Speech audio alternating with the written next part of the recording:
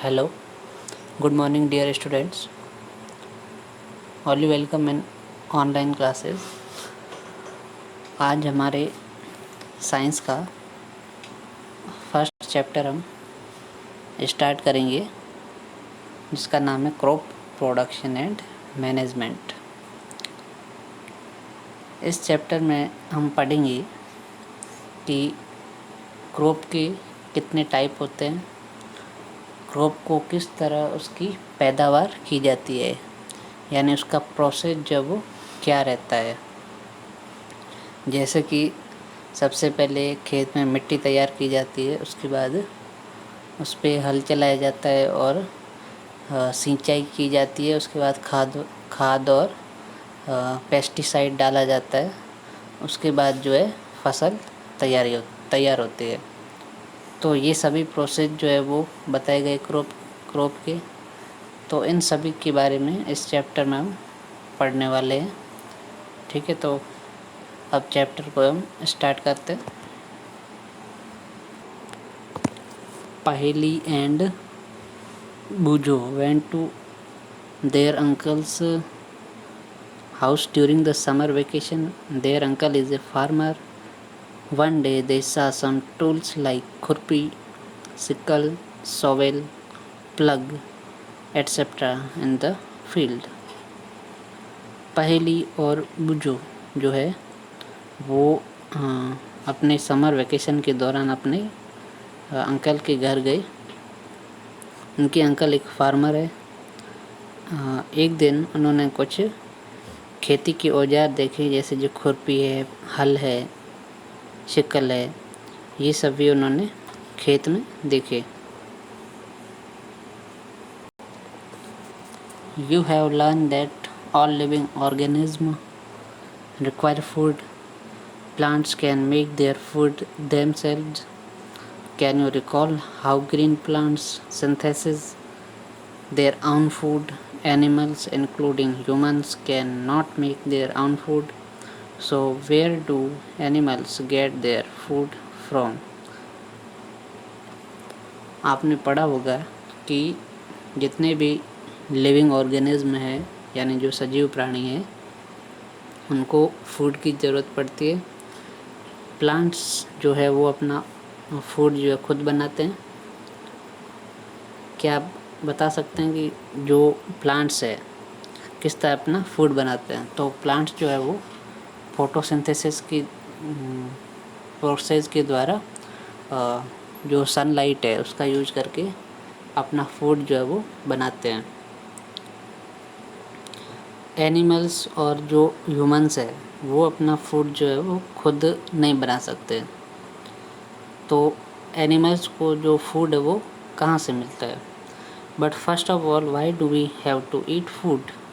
लेकिन सबसे पहले ये जानना ज़रूरी है कि हमें फूड की ज़रूरत क्यों है।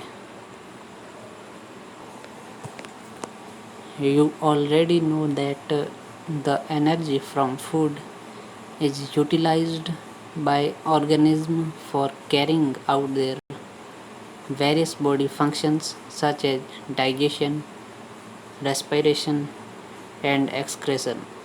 We get our food from plants or animals or both.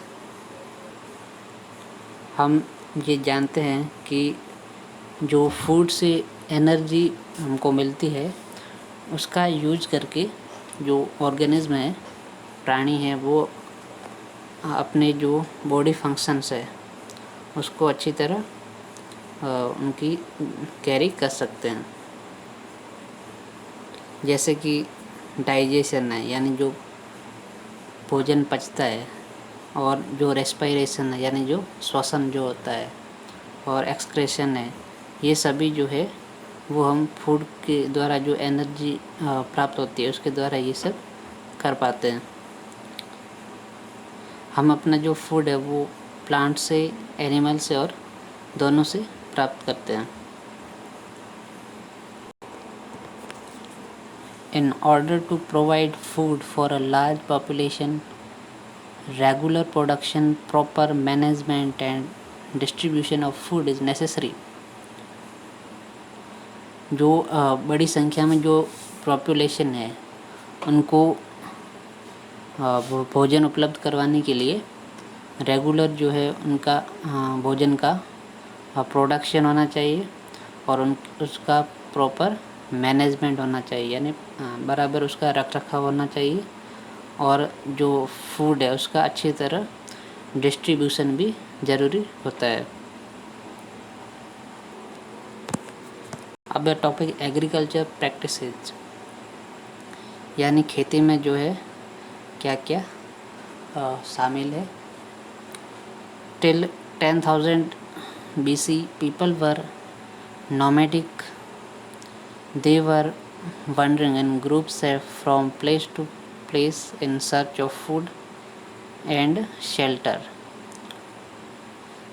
ईसा पूर्व 10,000 के आसपास जो लोग थे वो घुमंतु थे, तो वे जो है अपने फूड की तलाश में एक जगह से दूसरे जगह पर जो है वो घूमते रहते थे। They ate raw fruits and vegetables and started hunting for animals for food. वे कच्चे फल और सब्जियां खाते थे और उन्होंने फूड के लिए जानवरों का शिकार करना भी शुरू किया। Later they could cultivate a land and produce rice, wheat and other food crops. Thus was born agriculture. बाद में उन्होंने ज़मीन की जुताई करना सीख लिया और राइस, चावल, गेहूँ और दूसरी जो क्रॉप्स है उनको उगाना जो है वो उन्होंने सीख लिया। इस तरह जो है खेती का जन्म हुआ। When plants of the same kind are grown and cultivated at one place on a large scale, it is called a row crop. For example, crop of wheat means that all the plants grown in a field are that of wheat. एक ही तरह के plant जब उगते हैं और एक ही place पर उगते हैं बड़ी संख्या में, तो उसको बोला जाता है क्रॉप यानी फसल। जैसे जो गेहूं की फसल है उसका मतलब ये है कि जितने भी प्लांट्स है खेत में वो सभी गेहूं के ही होंगे। You already know that crops are of different types like cereals, vegetables and fruits. These can be classified on the basis of the season in which they grow. आप ये अच्छी तरह जानते हैं कि जो डिफरेंट टाइप की फसलें हैं, जैसे अनाज है, सब्जियां हैं, फ्रूट्स है, ये सभी जो है अलग अलग सीजन में उनको उगाया जाता है। India is a vast country. The climatic conditions like temperature, humidity and rainfall vary from one region to another. India जो एक बहुत बड़ा कंट्री है और इसमें जो क्लाइमेटिक कंडीशंस है, जैसे कि जो टेम्परेचर है यानी तापमान है, आर्द्रता है और जो रेनफॉल यानी जो बारिश है, वो एक जगह से दूसरी जगह पर उनकी जो मात्रा है वो अलग अलग होती है। Accordingly, there is a rich variety of crops grown in different parts of the country. Despite this diversity, two broad cropping patterns can be identified. जो हमारा इंडिया जो है उसमें हर रीजन में, हर स्टेट में जो है अलग अलग वैरायटी की क्रॉप्स जो है वो उगाई जाती है। इन सब के बावजूद जो दो बड़ी क्रॉप्स है उसका पैटर्न जो है वो नीचे दिया गया है। वो है फर्स्ट है खरीफ crops. The crops which are sown in the rainy season are called kharif crops. The rainy season in India is generally from June to September. Paddy, maize, soya bean, groundnut, cotton, etc. are kharif crops. जो फसलें जो है rainy season में उगाई जाती है वे खरीफ की फसलें कहलाती है। और इंडिया में जो रेनी सीजन है उसका टाइम होता है जून से सितंबर के बीच। और जो खरीफ की फसलें हैं उसमें जो है शामिल है मक्का है, सोयाबीन है, बाजरा है, ज्वार है, ये सभी जो है इसमें शामिल होती है। सेकंड क्रॉप्स है rabi crops. The crops grown in the winter season are called rabi crops. Their time period is generally from October to March. Examples of rabi crops are wheat, gram, pea, mustard and linseed. जो फसलें winter season में उगाई जाती है वे रबी फसलें होती है। Winter season का जो टाइम है वो है अक्टूबर से मार्च तक।